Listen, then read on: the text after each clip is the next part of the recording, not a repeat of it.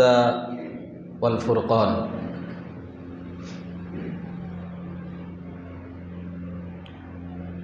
وقال النبي صلى الله عليه وسلم إذا جاء رمضان فتحت أبواب الجنة أو كما قال رسول الله صلى الله عليه وسلم। সম্মানিত আজকের এই জুমার মসজিদে সকল মুসলিম ভাই আব্বু, প্রশংসা আল্লাহ তাবারক ওয়া তাআলার জন্য, যিনি আমাদেরকে উত্তম উৎকৃষ্ট করে সৃষ্টি করেছেন। তাই আল্লাহ তাবারক ওয়া তাআলার সংক্ষিপ্ত আমরা প্রশংসা জ্ঞাপন করি, আলহামদুলিল্লাহ। অতঃপর দরুদ ও সালাম বিবর্ষিত হোক নবী মুহাম্মদ সাল্লাল্লাহু আলাইহি ওয়াসাল্লামের প্রতি। আল্লাহুম্মা সাল্লি আলাইহি আল্লাহুম্মা বারিক আলাইহি।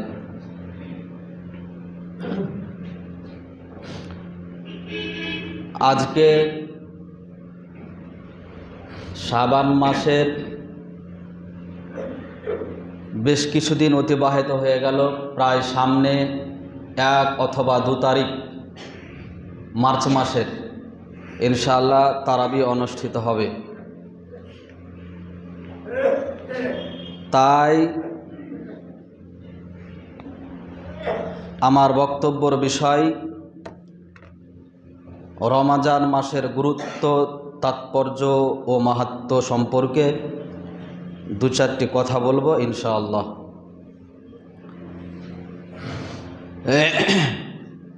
আমরা বিগত দিন থেকে জেনে আসছি, দেখে আসছি যে এই রমজান মাস অত্যন্ত একটি গুরুত্বপূর্ণ মাস মুসলিমদের কাছে, যা আমরা সুন্দরভাবে পালন করে থাকি। রমজান মাসের যেগুলো করণীয় বর্জনীয় সেগুলো আমরা করি। সেই পারপাসে ইনশাআল্লাহ আগামী সপ্তাহে আলোচনা হবে। তবে আজকে সংক্ষিপ্তভাবে শুধুমাত্র রমজানের মাসের যে গুরুত্ব, মাহাত্ম্য, এর যে ফজিলত, এটি আল্লাহ তাবারক ওয়া তাআলা আমাদেরকে কি কারণে দিয়েছেন সংক্ষিপ্তভাবে কিছু আলোচনা করবে ইনশাআল্লাহ। মা তৌফিক ইল্লা বিল্লাহ। এই রমজান মাস ফরজ হওয়ার পূর্বে তথা রমজান মাসের সিয়াম ফরজ হওয়ার পূর্বে আল্লাহর নবী জনাবে মুহাম্মদ রাসূলুল্লাহ সাল্লাল্লাহু আলাইহি সাল্লাম তিনি আশুরার সিয়াম পালন করতেন। পরবর্তীতে যখন রমজান মাসের সিয়াম ফরজ করা হলো, তখন তিনি সেটাকে বাদ দিয়ে দিলেন, রমজান মাসের সিয়াম রাখতে লাগলেন। তো সিয়াম রমজান মাসে আমরা রাখবো, অবশ্যই এই পারপাসে বিস্তারিত আলোচনা হবে। তবে রমজান মাসের গুরুত্ব, মাহাত্ম্যটা কেন এত বেশি? এই জন্য বেশি যে রমজান মাসে আল্লাহ তাবারক ওয়া তাআলা বরকত অবতীর্ণ করেন। রমজান মাসে আল্লাহ তাবারক ওয়া তাআলা তার করুণা, তার অনুগ্রহ, তার প্রেম, তার ভালোবাসা, মায়া, দয়া, এটা তিনি বর্ষিত করেন বান্দাদের প্রতি।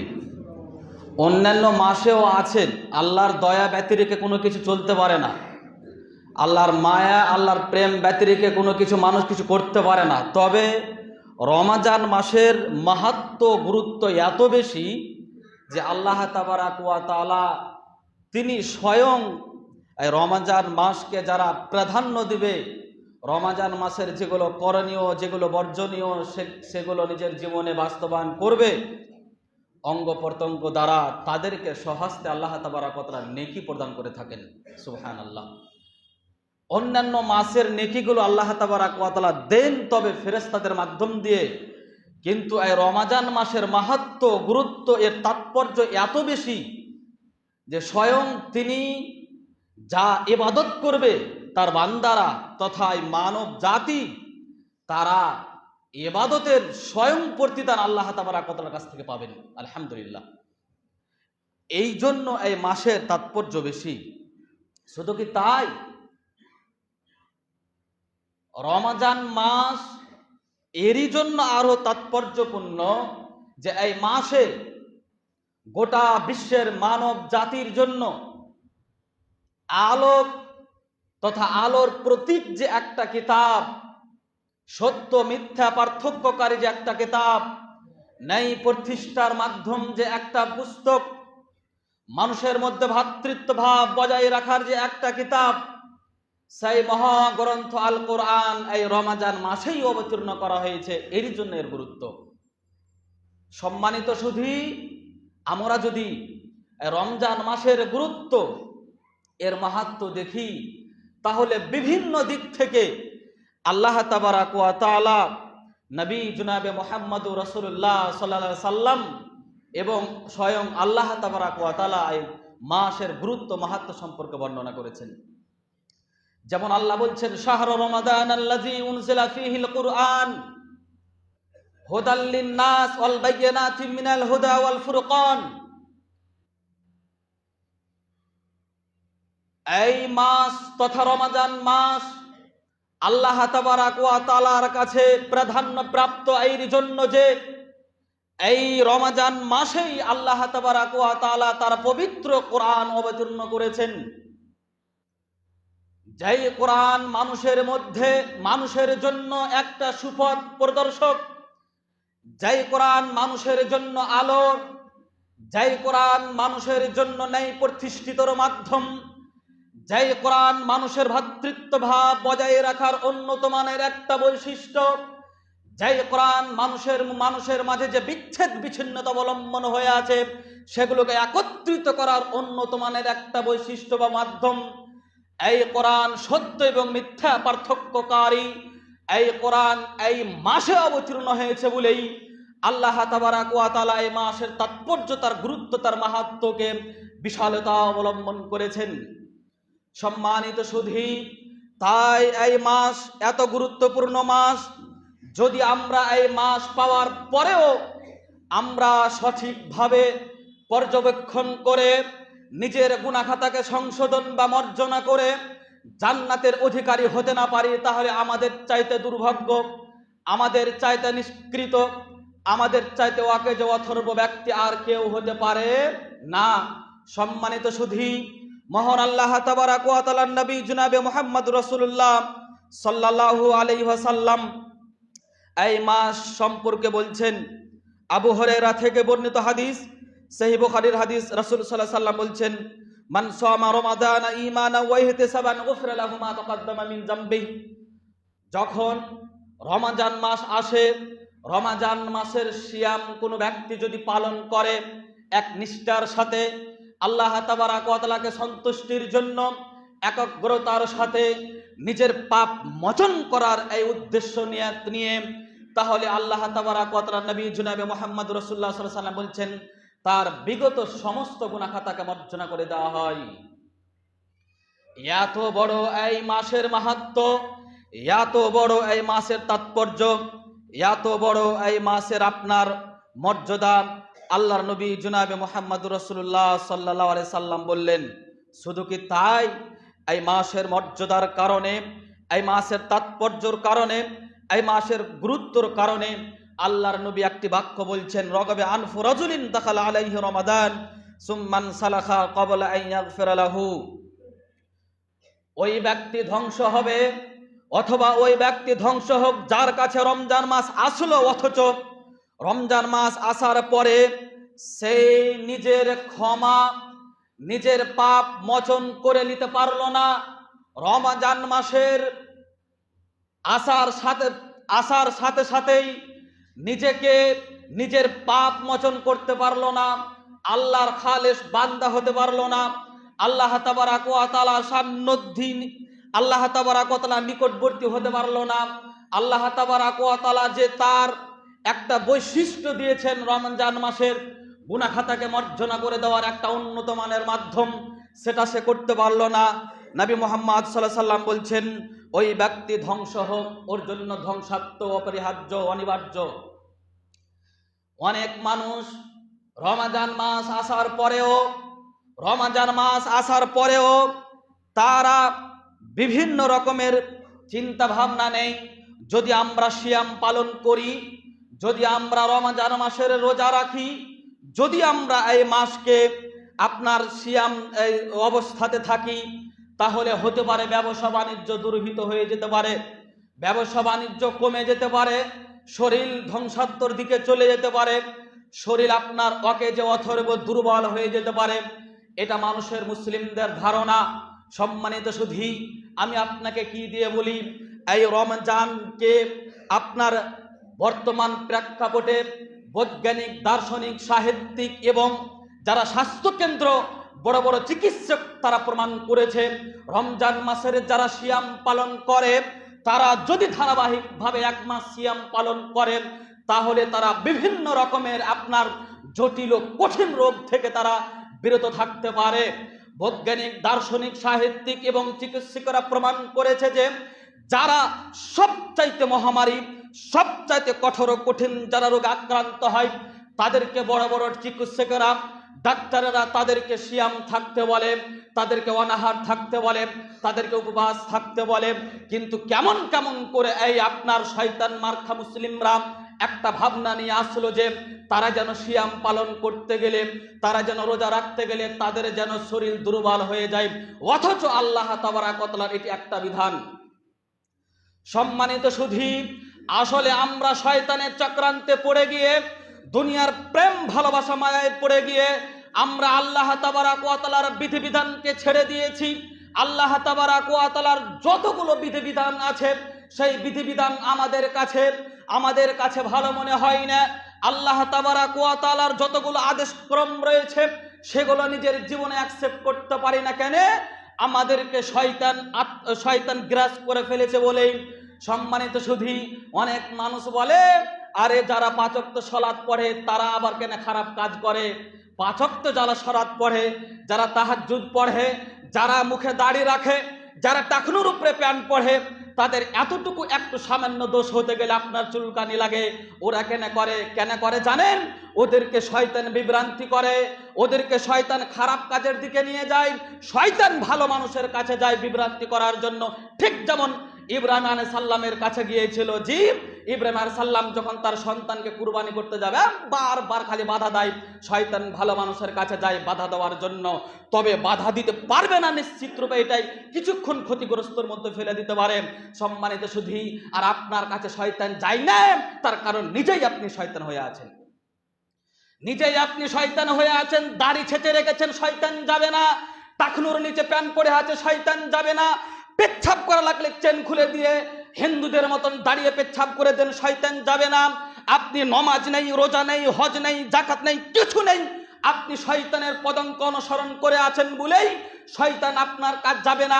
আপনি নিজে বেড়ি খান, সিগারেট খান, মদ পান করেন, গাঁজা সিগারেট খান, আপনার কাছে শয়তান যাবে না। কেন? শয়তান হচ্ছেন আপনি নিজেই। তার জন্য আপনার কাছে শয়তান যায় না। যেটাই মনে হয় সেটাই আপনাকে করতে ভালো লাগে। তবে একজন দিনদার পরেশগার মুত্তাকি মানুষ, যারা 5 ওয়াক্ত সালাত পড়ে, যাদের মুখে দাঁড়িয়ে আছে, যারা আল্লাহ এবং আল্লাহ রাসূলের কোরআন ও হাদিস সহিহ সুন্নাহ অনুপথে চলেন, তাদেরকে শয়তান বিভ্রান্তি করার প্রচেষ্টা করে, বহু বাধা দেয় তাদেরকে। তার জন্য জানতে অজান্তে তাদের কাছে কিছু ছোট ছোট ভুল মিস্টেক হয়ে যায়, আর আপনার চুলকানি তখন শুরু হয়। আপনার চাইতে কোটি গুণ সে ভালো আছে, এটা আপনি একবারও ভাবেননি। সম্মানিত সুধী, আপনাকে আমি বলি, এই সিয়াম যারা পালন করে, যারা সিয়াম পালন করবে, শুধুমাত্র মুহাম্মদ সাল্লাল্লাহু আলাইহি সাল্লামের উম্মতের প্রতি সিয়াম পালন হয়েছে এমনটি নয়। আমি আপনাকে বিজ্ঞান থেকে প্রমাণ করতে পারি, আমি আপনাকে বাইবেল থেকে প্রমাণ করতে পারি। পৃথিবীর যতগুলো ধর্মান্তর গুরু আছে তারা সকলেই তারা উপবাস থাকত, সিয়াম থাকত।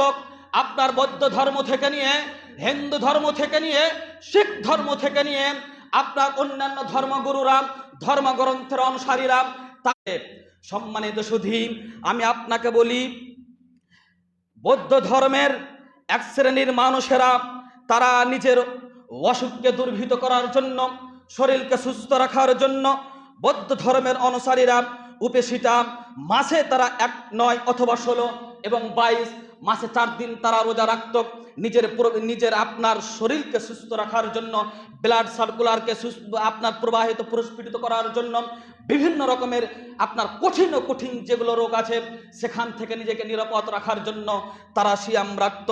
সম্মানিত সুধী, এইভাবে বিভিন্ন ধর্মের, কোন ধর্মের আপনার 4 দিন সিয়াম রাখত, কোন ধর্মের অনুসারীরা 10 দিন সিয়াম রাখত, কোন ধর্মের অনুসারীরা আপনার 1 দিন পর 1 দিন সিয়াম রাখত। এইভাবে তারা সিয়াম রেখে যেত। কিন্তু আজকে মুসলিমরা 30 দিন সিয়াম রাখতে গেলে বলে আমাদের বহু কষ্ট হয়, বহু দুঃখ হয়, ক্লেশ বেদনা হয়, শরীর অসুখ হয়ে যায়। শরীর আপনার অসুস্থ হবে না, বরঞ্চ শরীর সুস্থ হবে। পৃথিবীর সকল বিজ্ঞান প্রমাণ করেছে।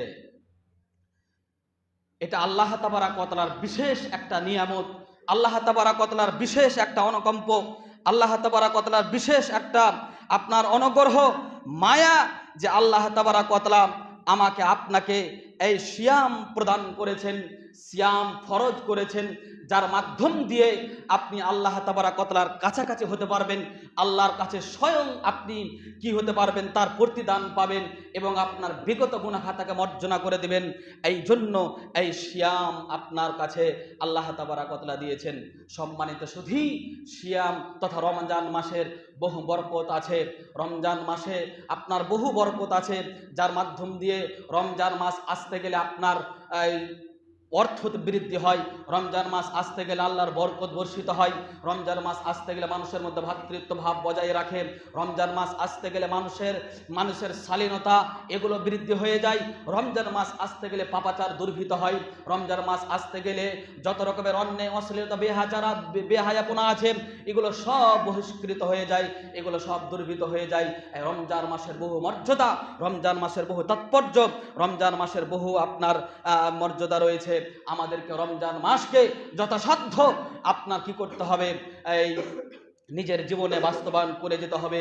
সিয়াম রেখে, সিয়াম পালন করে, রোজা রেখে রেখে রেখে নেকির অধিকারী এবং গুনাহ খাতাকে মার্জনা করে দেওয়ার আপ্রাণ প্রচেষ্টা করতে হবে। শরীর ধ্বংস হয়ে যাবে, এই আপনার উদ্দেশ্য, এই চিন্তা ভাবনা আপনাকে নেওয়া লাগবে না। সম্মানিত সুধী, আমরা এই রমজান মাস এত মাহাত্ম্যপূর্ণ মাস, এত গুরুত্বপূর্ণ মাস আমরা বুঝতে পারলাম না। আপনার বৌদ্ধরা বুঝলো, খ্রিস্টানেরা বুঝলো, আপনার অন্যান্য ধর্মাবলম্বীরা বুঝলো। তবে যেই ধর্মের কাছে আল্লাহ তাবারাক ওয়া তাআলা স্বয়ং বললেন এর মর্যাদা, এর মাহাত্ম্য এত বেশি, যার কাছে মুহাম্মদ সাল্লাল্লাহু আলাইহি সাল্লাম গাইড হিসাবে বহু হাদিস বর্ণনা করলেন এই মাসের গুরুত্ব তাৎপর্য সম্পর্কে, যার কাছে কোরআন আসলো, কোরআন বহু এই মাস সম্পর্কে, এর মর্যাদা সম্পর্কে আবৃত্তি করলেন, তারপরেও এই মুসলিম জাতি এখান থেকে বহু দূরে। আশ্চর্য লাগে আমরা কোথায় আজকে, কিভাবে আমরা আজকে সমাজের মধ্যে চলাফেরা করি। সম্মানিত সুধী, আমি আপনাকে কি দিয়ে বুঝাই, এই রমজান মাসের রোজার সম্পর্কে, রমজান মাসের রোজা সম্পর্কে এর যে মাহাত্ম্য, এর যে গুরুত্ব, আমি ইনশাআল্লাহ আগামী সপ্তাহে আলোচনা করব। রমজান মাসের সিয়াম সম্পর্কে একটা হাদিস শুধুমাত্র আমি আপনাদেরকে আজকে বলি। এই যারা সিয়াম থাকতে গেলে শরীর দুর্বৃত হয়ে যায় বলি, এদের উদ্দেশ্যে যদি আপনার ঈমান থাকতো, যদি আপনার আল্লাহর ভয় থাকতো, যদি আপনার জাহান্নামকে বলে ভয় থাকতো, যদি আপনার চিন্তা ভাবনা থাকতো আমি দুনিয়া ছেড়ে চলে যাব, আমার আব্বু গেছে, আমার দাদু গেছে, আমার আত্মীয় স্বজন গেছে, পৃথিবীর সকল ব্যক্তিরা গেছে, আমাকেও যেতে হবে, আমাকে হিসাব দিতে হবে, আমি দুনিয়াতে কি করে আসলাম, তাহলে অবশ্যই আল্লাহ তাবারাক ওয়া তাআলার যতগুলো বিধিবিধান আছে, অন্ততপক্ষে যেগুলো ফরজ বিধিবিধান, সেগুলো আপনি কখনোই কোন মুহূর্তে ছাড়তেন না। সালাত, সিয়াম, হজ, যাকাত এগুলো আপনি ছাড়তেন না। আপনার ভয় নেই, আপনি শয়তানের চক্রান্ত পড়ে আছেন বলে এগুলো ছেড়ে দিয়েছেন। একজন ব্যক্তি আবু হুরায়রা রাদিয়াল্লাহু তাআলা আনহু থেকে বর্ণিত, তিনি বলেন রাসূল সাল্লাল্লাহু আলাইহি ওয়াসাল্লাম বলেছেন, আন্না আরাবিয়ান জা ইলা রাসূলিল্লাহ সাল্লাল্লাহু আলাইহি ওয়াসাল্লাম, একজন ব্যক্তি তার চুলগুলো যেন উস্কো খুস্কো হয়েছিল, আল্লাহ রসুলের কাছে তিনি সফরে ছিলেন, আল্লাহ রসুলের কাছে আসলেন, এসে ঘোড়ার লাগাম ধরে নিলেন, ধরে আল্লাহ রসুলকে বলছেন, দুল্লানি আলা আমালিন যা আমাইন তো দাখালতাল জান্নাহ, আল্লাহর নবী আপনি আমাকে এমন একটা আমল আমাকে বলে দিন, এমন একটা আমলের কথা বলেন যেই আমল আমি নিজের জীবনে বাস্তবায়ন করে, যেই আমল আমার অঙ্গ প্রত্যঙ্গ দ্বারা আমি নিজের জীবনে বাস্তবায়ন করে আমি জান্নাতের অধিকারী হতে পারি এবং জাহান্নাম থেকে মুক্ত হতে পারি, জাহান্নাম থেকে বেঁচে যেতে পারি। আল্লাহর নবী এই ধরনের একটা আমল আমাকে আপনি বলুন।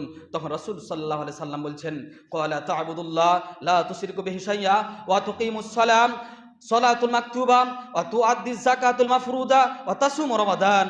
আল্লাহর নবী জনাবে মুহাম্মদ রাসূলুল্লাহ সাল্লাল্লাহু আলাইহি সাল্লাম বললেন, শোনো, তুমি যদি জান্নাত প্রাপ্ত হতে চাও, তোমার বিগত গুনাহ খাতাকে মার্জনা করতে চাও, তুমি যদি জাহান্নাম থেকে পরিত্রাণ মুক্ত পেতে চাও, তাহলে তুমি এই কাজগুলো করো। কি সেগুলো হচ্ছে, এক, আল্লাহ তাবারক ওয়া তাআলার ইবাদত করো।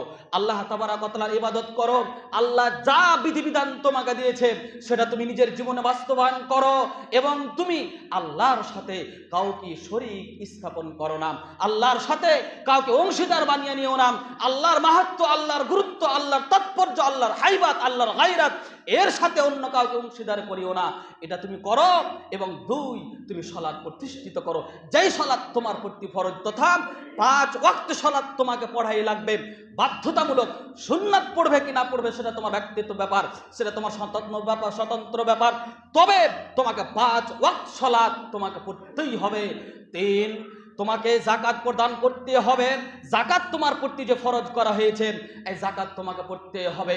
সাদকা করো অথবা না করো সেটা তোমার স্বতন্ত্র ব্যাপার, সেটা তোমার ব্যক্তিগত ব্যাপার। তবে তোমার প্রতি যে যাকাত ফরজ হয়েছে, যাকাত তোমাকে বাধ্যতামূলক দিতে হবে। 4, সিয়াম পালন করবে এবং তুমি সিয়াম রাখবে।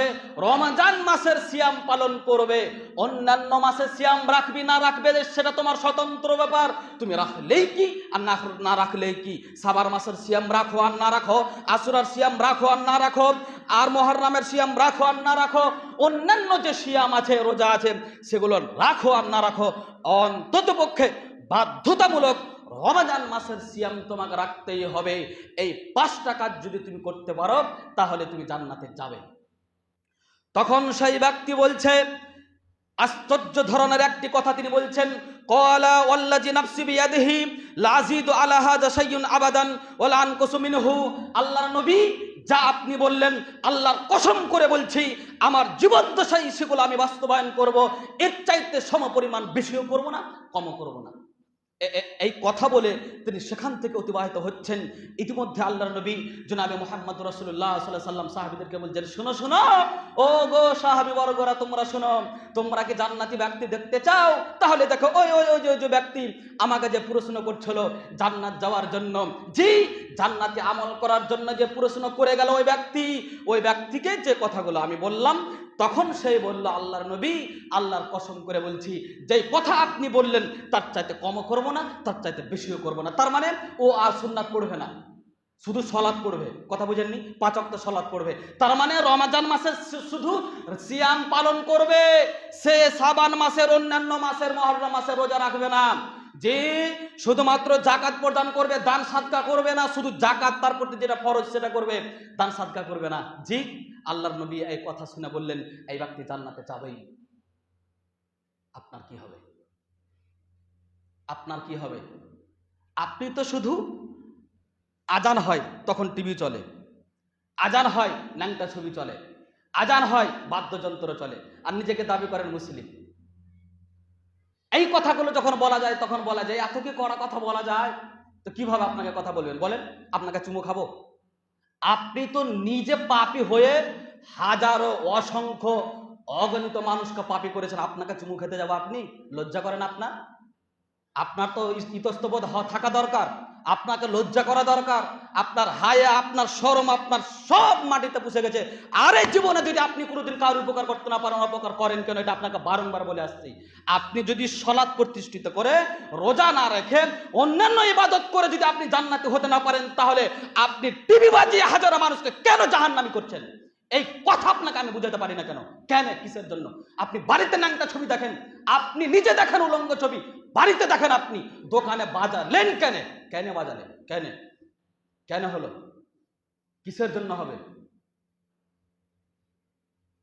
আপনার মেয়েকে, আপনার স্ত্রীকে বাড়িতে উলঙ্গ করে রাখেন, কোনো দ্বিধাবোধ না, ইসলাম কোনোদিন কিছু বলেনি আপনাকে, তারপরও বলতে বাধ্য হচ্ছে। ইসলামের এটা নৈতিক দায়িত্ব হিসাবে, ইমামের দায়িত্ব হিসাবে আমি আপনাকে বলি, এই কার্যকলাপ আপনি বাড়িতে করতে পারেন না, তারপর আপনি করেন। বাড়িতে উলঙ্গ রাখেন আপনার স্ত্রী আপনার মেয়েকে, তবে রাস্তাতে যখন যাবেন অন্তত পক্ষে অন্যদের গুনাহ থেকে আপনাকে বিরত রাখার জন্য আপনার স্ত্রীকে ঢেকে নিয়ে যেতে হবে, আপনার মেয়েকে ঢেকে নিয়ে যেতে হবে। নইলে আপনার মেয়ে আপনার স্ত্রীর জন্য অনেক অনেক যুবক ভাই আব্বুরা কি করছে, পথভ্রষ্ট হচ্ছে, তারা জাহান্নামের দিকে যাচ্ছে।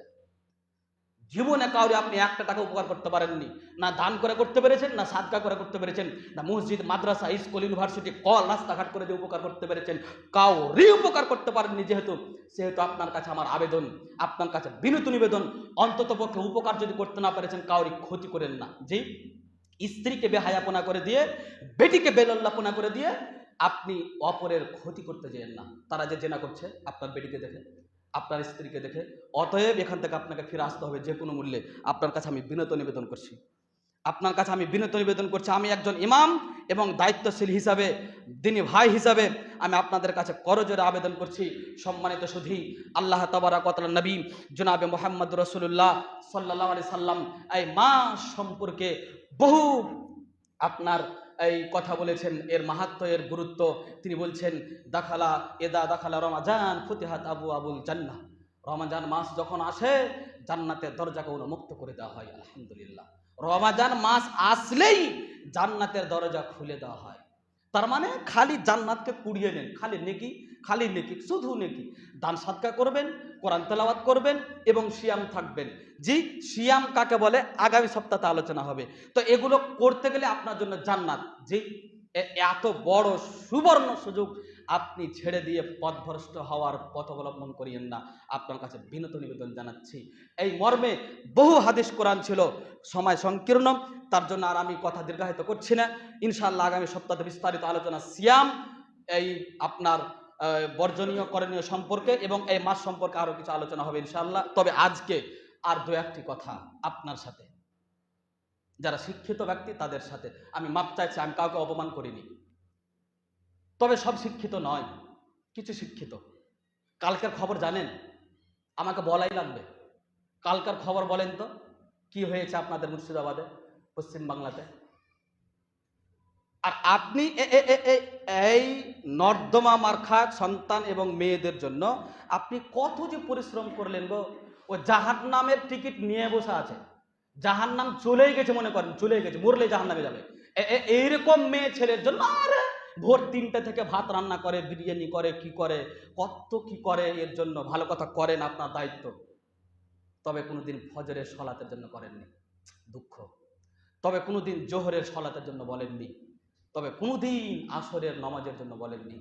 কোনোদিন মাগরিব হয় সে সময়তে ন্যাংটা হয়ে বেড়ায়, বাজার ঘাট করে আপনার যুবতী মেয়ে, বন্ধু বান্ধবীর সাথে ঘুরে বেড়ায়, কোনোদিন তাকে সলাতের কথা বললেন না। এটা দুঃখ। আপনি করেন, আপনার সন্তানকে শিক্ষিত করেন, আপনার মেয়েকে হাই হাই হাই লেভেলের এডুকেটেড বানান, ভালো, আলহামদুলিল্লাহ, ভালো কথা।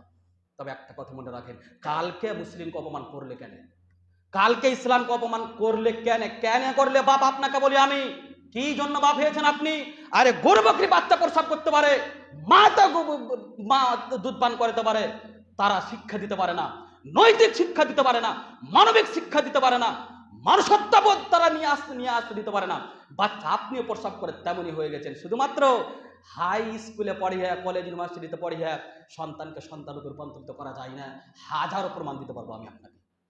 একজন সন্তানকে শিক্ষিত করতে গেলে প্রথম আপনার চিন্তা ভাবনা থাকতে হবে সে যেন মানুষ হয়, মানুষ, শিক্ষিত নয়, সে যেন মানুষ হয়। এটা আপনাকে আগে নিয়ে আসতে হবে, তার জন্য আপনাকে দোয়া করতে হবে। যে আপনার সন্তানের আচরণ কালকে এত নিকৃষ্ট, সারা পৃথিবীর সকল মানুষ এরা লজ্জিত হয়েছে। যতগুলো কলকাতা নিউজ দেখেন, 18 নিউজ দেখেন, জঙ্গিপুর টাইমস দেখেন, আর বিভিন্ন নিউজে দেখেন, আর মোবাইলে তো দেখাই যাচ্ছে। ও বেলজ্জা, বেহায়া, বেশরম, ওর লজ্জা শরম হায়া তো কিছু নেই, ওর বাপেরও নেই আমি মনে করি। তো ও লুকিয়ে তো পরীক্ষা দিয়েছে চিটকুট করে। আরে তুমি দিয়েছো ভালো কথা, তুমি পড়াশোনা করনি, নকল করে পরীক্ষা দিয়েছো ভালো কথা। তো তুমি নকলটা নিয়ে এসা, তোমার হায়া শরম যদি থাকতো তাহলে কি তুমি যে রাস্তার যাত্রী যারা তাদের গায়ে তুমি ছুঁড়ে ফেলতে? বলেন তো দেখি, এ কোন শিক্ষা, এ কোন শিক্ষা? আমরা কি পরীক্ষা দিইনি? আমিও পরীক্ষা দিয়েছি, মূর্খ হতে পারি, তারপরে উচ্চ মাধ্যমিক দিয়েছি আলহামদুলিল্লাহ। আমাদের আলিয়া মাদ্রাসাতে 12 আমার সেন্টার পড়েছিল, আমিও পরীক্ষা দিয়েছি, কই আমরা তো 1200 ছাত্রছাত্রী পড়াশোনা করেছি, পরীক্ষা দিয়েছি, কই আমাদের তো এরকম হয়নি? আপনাদের হলো কেন? কেন হলো? সব দায়ী মা বাপের, সব দায়ী। কিয়ামতের মাঠে খালি মরে দেখেন আপনার অবস্থা কি হয়েছে। আমি আপনাকে আল্লাহর কসম অপমান করিনি। সন্তান আপনার, এর দায়িত্ব আপনাকে কিয়ামতের মাঠে দিতে হবে। অতএব একে এখন থেকে সুশিক্ষিত করুন। শিক্ষিত নয়, সুশিক্ষিত। শিক্ষিতা নয়, সুশিক্ষিতা। যার মধ্যে থাকবে আদর্শ, যার মধ্যে থাকবে নৈতিকতা, যার মধ্যে থাকবে ভদ্রতা, যার মধ্যে থাকবে মানবিকতা, যার মধ্যে থাকবে সচ্চরিত্রতা, এরকম ব্যক্তিত্ব আপনাকে বান হতে হবে এবং এরকম ব্যক্তিত্ব তৈরি করতে হবে। ও কেন হাজারো রাস্তার যাত্রীর সামনে এই চিটকুটকে ছেড়ে দিয়ে তাদের মুখে মারলো, তাদের গাড়িতে ফেললো? কেন কেন কিসের জন্য? এর জবাব আপনাকে দিতে হবে। মুসলিম অপমান হয়েছে, ইসলাম অপমান হয়েছে। হাজারো ইসলাম আবার ডান্স করেছে, কয়েক জায়গাতে ডান্স করেছে, রাস্তাতে দিয়ে ভিডিও করেছে। নাউজুবিল্লাহি মিন যালিক। আল্লাহ তুমি এদেরকে সঠিক বুঝদান করো। এরা শুধু নিজে অপমান হয় না, 200 কোটি মুসলিমকে এরা অপমান করেছে, ইসলামকে এরা অপমান করেছে। আমি এটাই আমার দুঃখ, এটা আমার কষ্ট, এটা আমার বেদনা, এটা আমার ক্লেশ, যে আপনি কোনোদিন কাউরি উপকার করতে পারেন না। অন্তত পক্ষে আপনি নিজেকে কন্ট্রোল করুন যে কাউরি ক্ষতি করিয়েন না। কাউকে আপনি জাহান্নামের দিকে নিয়ে যেন না, কাউকে মাদক দ্রব্যের দিকে নিয়ে যেন না, কাউকে ব্যভিচারের দিকে নিয়ে যেন না। নিজের ছেলে মেয়ে স্ত্রীর জন্য আপনি কাউকে এদের মাধ্যম দিয়ে কাউকে আপনি আপনার জাহান্নামের দিকে নিয়ে যেন না। এটা আমার অনুরোধ, এটা আমার অনুরোধ। এখানে শুধু আপনি অপমান হচ্ছেন এমনটা নয়, আপনার সাথে সাথে 200 কোটি মুসলিম হচ্ছে, ইসলাম হচ্ছে। অতএব আপনি একটু একটু বিবেচনা করুন, একটু। আপনি এখনো মাধ্যমিক দিয়েছে, ঠিক আছে, আরো পড়াশোনা করান, আলহামদুলিল্লাহ। এখন থেকে তাকে ভদ্র, শালীন, বিনয়, নম্র এগুলো আপনি শিখান, এটা আপনার দায়িত্ব। শুধু জন্ম দিয়ে দিয়েছেন দিয়ে না। অনেকে কমেন্ট করেছে কি জানেন? রূপশ্রীর জন্য পরীক্ষা। রূপশ্রী কি কি বলে আপনাদের দিকে? শুভশ্রী, রূপশ্রী আর কন্যাশ্রী কি, এগুলোর জন্য পরীক্ষা দিচ্ছে। বাস্তব কথা, এগুলোর জন্য দিতে যাচ্ছে। নইলে এর আচরণ, এর চরিত্র এরকম হলো কেন? কেন হলো? ডান্স করে ছাত্র, ও আবার শিক্ষিত। আল্লাহ আমাদের সঠিক বুঝদান করুক এবং কোরআন ও হাদিস ভিত্তিক জীবনযাপন করার তৌফিক প্রদান করুক। আল্লাহুম্মা আমিন। হে আল্লাহ, আমরা মুসলিম, আমরা শ্রেষ্ঠ জাতি তুমি বলেছো আল্লাহ। অতএব তুমি আমাদেরকে শ্রেষ্ঠত্ব বিষয়টাকে নিজের অন্তরে, নিজের জীবনে, নিজের ব্রেনে, মস্তিষ্কে ধারণ করার ক্ষমতা প্রদান করো এবং সাথে সাথে অঙ্গ প্রত্যঙ্গ দ্বারা বাস্তবায়ন করার তৌফিক প্রদান করো। আল্লাহুম্মা আমিন। হে আল্লাহ, সামনে রমজান মাস, অতীব মাহাত্ম্য, অতীব গুরুত্বপূর্ণ মাস। আল্লাহ, এই মাসে রোজা রেখে, সিয়াম রেখে আমরা বিগত গুনাহ থেকে মার্জনা করে দিয়ে জান্নাতের অধিকারী হতে পারি, এই তৌফিক প্রদান করো। আল্লাহুম্মা আমিন। রব্বানা তাকাব্বাল মিন্না ইন্নাকা আনতাস সামিউল আলিম ওয়া তুব আলাইনা ইন্নাকা আনতাত তাওয়াবুর রহিম ওয়া আখিরু দাওয়ানা আলহামদুলিল্লাহি রাব্বিল আলামিন। ওয়াসসালামু আলাইকুম ওয়া রাহমাতুল্লাহি ওয়া বারাকাতুহু। শামিল করে